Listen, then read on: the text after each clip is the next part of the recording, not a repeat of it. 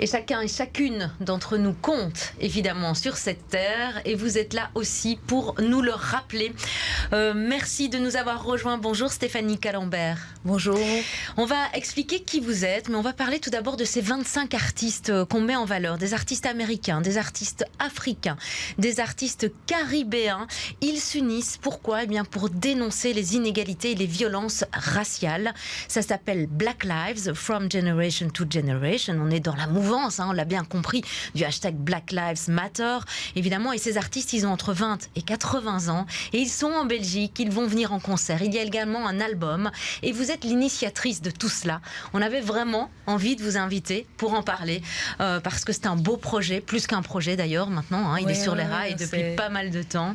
Ces artistes, on le disait, ils ont entre 20 et 80 ans. On a Stéphanie Maquet, pour en citer quelques-uns, au chant. David Gilmour à la guitare. Tutu Pouane aussi. Ils viennent du Mali, de Washington DC, de la Guadeloupe. Enfin, ça fait rêver. Oui, c'est ça. Et vous les avez rassemblés. Alors, comment vous avez réussi à faire ça déjà ? On était en pleine pandémie où tout le monde était vraiment en confinement, que ce soit aux États-Unis, en Afrique, en Asie, en Europe. Et donc à un moment, ça devenait vraiment pesant parce que ça faisait déjà 6 mois qu'on jouait pas, il n'y avait pas de concert, il n'y avait rien du tout. Et puis il y avait tous ces événements qui se passaient aussi avec George Floyd, les manifestations partout dans le monde. Et c'est vrai que le mouvement Black Lives Matter, c'est un mouvement, mais c'est vrai que ça reprend pas tout ce que moi j'avais envie de dire au niveau justement du racisme dans le monde en général, qui est en Europe, qui est en Afrique aussi. Quand je voyage, le blanc est quand même toujours roi là-bas. Aux Caraïbes, pareil. Et c'est vrai que j'ai voyagé beaucoup très jeune, j'ai beaucoup d'amis de toutes les nationalités. Et donc, ça m'a vraiment parlé dans le sens où je me suis dit comment je peux faire par rapport à mon expérience où j'ai grandi, je dirais de 7-8 ans, avec beaucoup de gens de partout jusqu'à maintenant, et où j'ai découvert le côté des États-Unis un peu plus tard, je dirais vers 20 ans, parce qu'on n'en parle pas trop, que c'est encore un continent différent. Mais je trouvais qu'en Belgique et en France aussi, où j'étais souvent, il y avait beaucoup de problèmes. Et donc souvent quand on dit non, c'est aux États-Unis, c'est vrai que je me suis dit non, là, il faut vraiment que les gens prennent conscience que c'est partout dans le monde et que c'est un problème qui est encore très tabou aussi. On n'en parle pas beaucoup.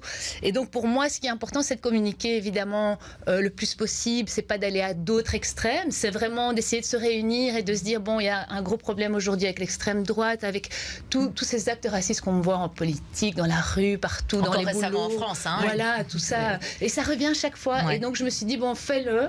Tant pis, tu mets tout ce que tu as, tous tes sous, toute ton énergie. C'est ça. Et puis on verra. Mais je sais que c'est un projet que les gens vont découvrir petit à petit. C'est sur le long terme.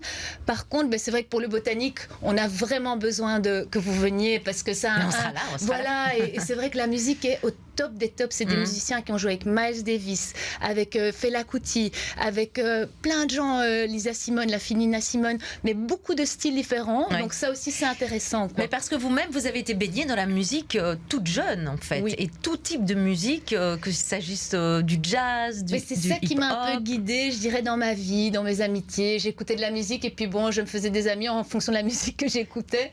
Donc c'est vrai que j'écoutais tout. Donc finalement, j'ai rencontré des gens vraiment très très différents, même en tant qu'adolescente. Et c'est vrai qu'il y avait la période des grèves. Je me rappelle, il y avait une période des grèves à l'école où on était tous aussi à traîner, entre guillemets, dans les rues. Et c'est vrai que ce côté-là aussi un peu hip-hop, j'adorais aussi. C'était une période qui m'a touchée très fort et qui était pas du tout commerciale à l'époque. On n'entendait rien d'hip-hop, de rap. C'était vraiment dans les années 90. Et c'est resté avec moi aussi. Ce petit bout de vie est resté vraiment...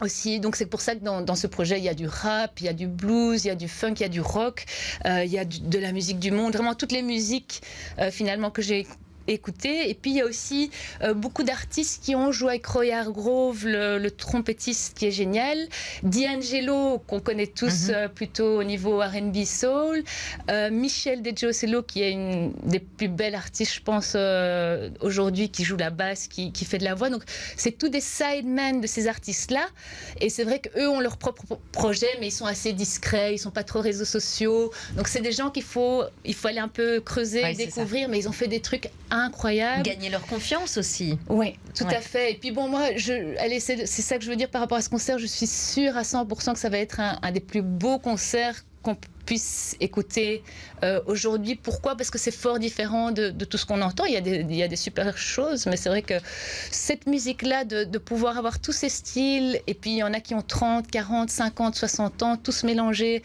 sur scène, c'est une belle rencontre. Ils seront le 10, hein, c'est ça, le 10 novembre au Botanique. 15 musiciens et 15 chanteurs musiciens, ou chanteuses. ils sont tous sur l'album.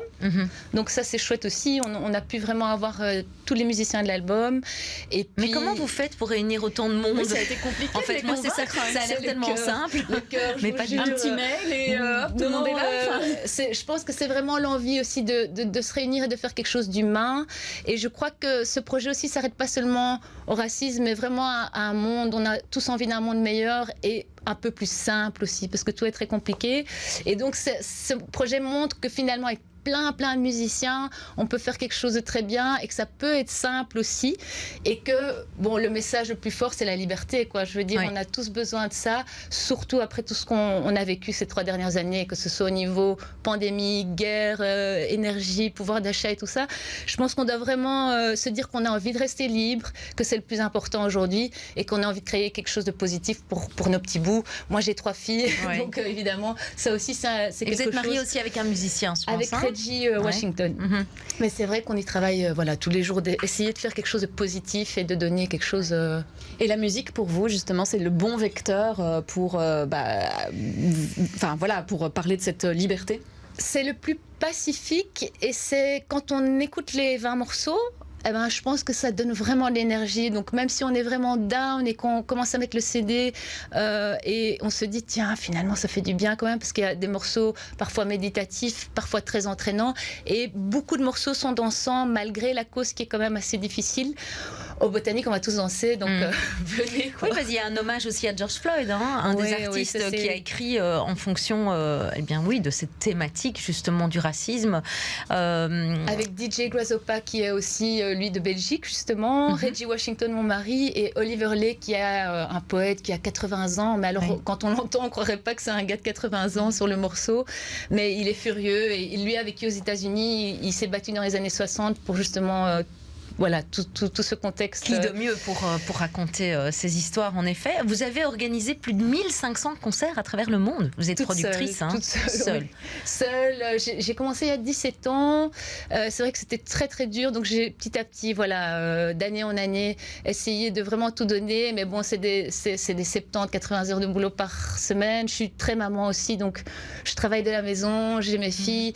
Et c'est vrai que j'aime bien aussi ce côté. Je pense que le côté famille et boulot, même si on travaille beaucoup, peut se combiner assez bien, et qu'au final, quand on aime, on ne compte pas, et que la passion prend le dessus, quoi. Et 10 albums aussi que vous avez déjà sortis sur le label, le fameux Jam in Colors. 10 albums de nouveau de toutes ces artistes que vous avez rencontrés? Il y a Reggie Washington qui a fait 5 albums à son nom, où il mélange beaucoup de musiciens belges et américains. Ça, c'était vraiment le but, je pense, des projets avec Reggie. Et puis, il y a un artiste, E.J. Strickland, qui est sur l'album, qui lui joue beaucoup avec Lakeisha Benjamin, Ravi Coltrane, le fils de John Coltrane. Donc, c'est vraiment aussi un super pas n'importe qui non plus. Musicien. Et puis, il y a Adar Neuber, qui était une flûtiste aussi très, très chouette, qui a un duo avec Chano Dominguez. Donc il y a vraiment de tout. De nouveau, c'est d'où Jam in Colors, c'est aussi pour ça que j'ai appelé la société Jam in Colors. C'est vraiment pour le mélange des couleurs, et on continue vraiment à chaque fois. Il y a plein de projets qui rejoignent tout ça, quoi. Et tous ces artistes sur la scène du 10 novembre au Botanique, ils vont jouer ensemble ou chacun jouera son morceau? Donc là, ce qui est génial, c'est qu'ils vont tous être leaders et ils seront tous sidemen. Donc ça va tourner. Donc il y aura des morceaux en quartet, en sextet, Et ces gens se connaissent? Ils se connaissent tous? Il y en a qui se connaissent, même depuis qu'ils ont, je crois, ça fait 40 ans, quand ils avaient 18 ans. Il y en a qui se rencontrent, il y en a qui s'écoutent, qui se sont jamais rencontrés, mais qui se sont écoutés pendant des années. Et donc ça aussi, c'est génial au niveau humain, parce que ces artistes-là ont tous une vue différente du racisme. Donc c'est gai de voir ces 15 musiciens. Parce qu'il y a plusieurs formes de racisme.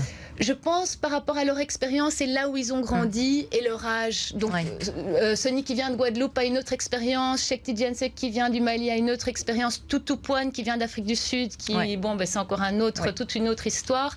Donc chaque artiste vraiment a son passé, ses expériences, et c'est ça aussi qui était intéressant quand je les ai interviewés après la sortie d'album, c'est que tous avaient quelque chose à dire de différent, malgré qu'on est tous d'accord sur le fait qu'il y a un problème, mais c'est assez riche parce qu'on a des échanges comme ça où je crois qu'on a tous appris beaucoup aussi dans le projet, et c'est le but aussi, c'est d'apprendre. Au fait, on a tous à apprendre, je pense, tout là-dessus, sur l'histoire, que ce soit dans tel ou tel continent, c'est le plus important aussi, de réfléchir. Une belle œuvre collective donc, 15 artistes sur scène en concert le 10 novembre prochain au Botanique, un album, on l'a dit, et tous les bénéfices qui sont versés aux artistes pour qu'ils puissent justement continuer à se battre et à lutter contre le racisme.